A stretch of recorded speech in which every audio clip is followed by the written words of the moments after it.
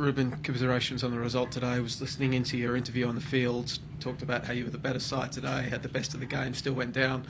I guess when you're in a losing run, winless run like this now, how do you turn this around? You're the better side today, still went down. How do you turn this around where this losing just doesn't become a self-fulfilling prophecy?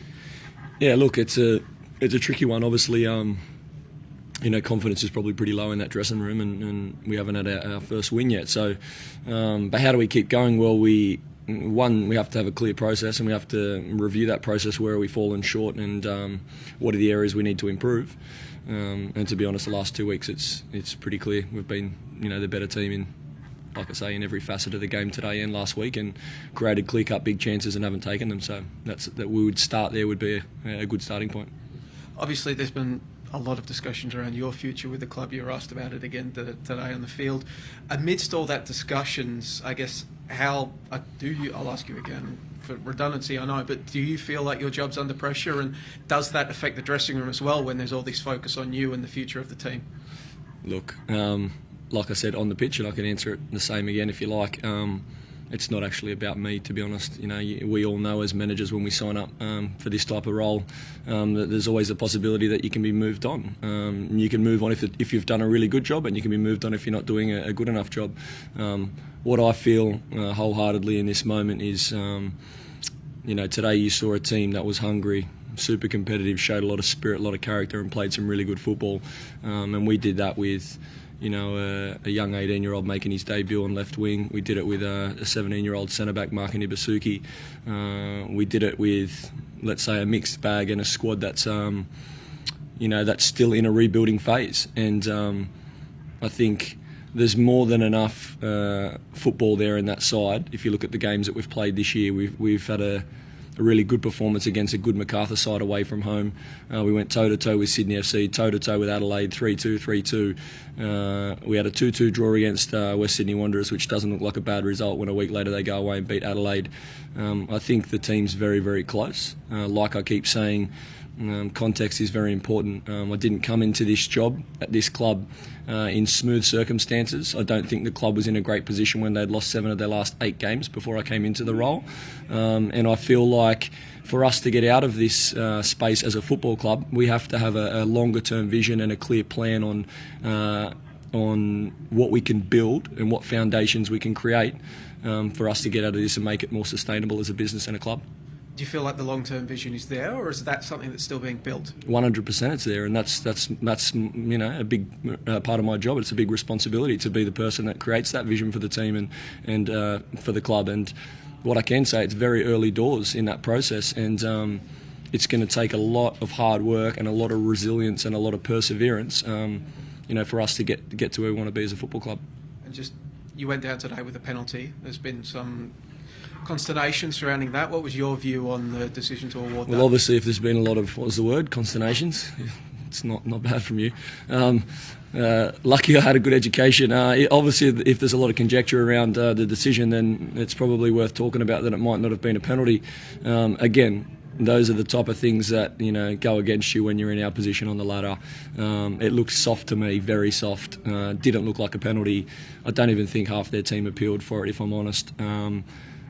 And other than that moment, they didn't create too much, which is a real testament to the way we set up defensively. It's a real testament to some of my players and how they handled themselves against some high-quality opposition that have been scoring a lot of goals against a lot of teams. So, like I say, you don't have to look too hard to see the positives. Obviously, it's disappointing, and we have to look at the areas we have to improve. Obviously, in front of goal, transfer window coming up, there's some clear areas that we'd like to, some clear positions in our group that we'd like to help the team with and try and sign some players that we feel can help. But even that's a process, and we have to be resourced to do that. Just on that penalty, are you disappointed that VAR didn't check it, that didn't go to the screen? To be honest, no point talking about it. It doesn't really matter whether I'm disappointed or not. Like I said, it wasn't a penalty for me. It was soft, and they got it. Just on the transfer window, Thomas Waddingham, some news in the UK about maybe in talks with Sheffield Wednesday and Borough. Any news on that, and are you expected to be there post-Jan window? Hey, look, Tommy's an interesting one. I feel like Again this year he's done really well leading the line, especially at his age. They've got someone like IBUSUKI leading the line and taken, a lot of the pressure off a guy like Noah Bodic. Unfortunately, we don't have that luxury at the moment. So Tommy shoulders a lot for our team in the number 9 role. I think he's done a fantastic job again. I think he's a real bright spark of Australian football. He's got a massive, massive future, and he's a big prospect. So I'm not. It's not crazy to hear that there's been more talk, because obviously there's been a lot of speculation for a long time now, and rightfully so. So, just on Jay O'Shea's attempt, what did you make of that? And ended up hitting the ball kid, but were you pleased he went for it then? Sorry? Jay O'Shea shot from halfway. Oh, look, obviously he's got the vision, and he's got the quality to first of all see the moment. I think I've seen him execute better at training, to be honest. He doesn't mind that one.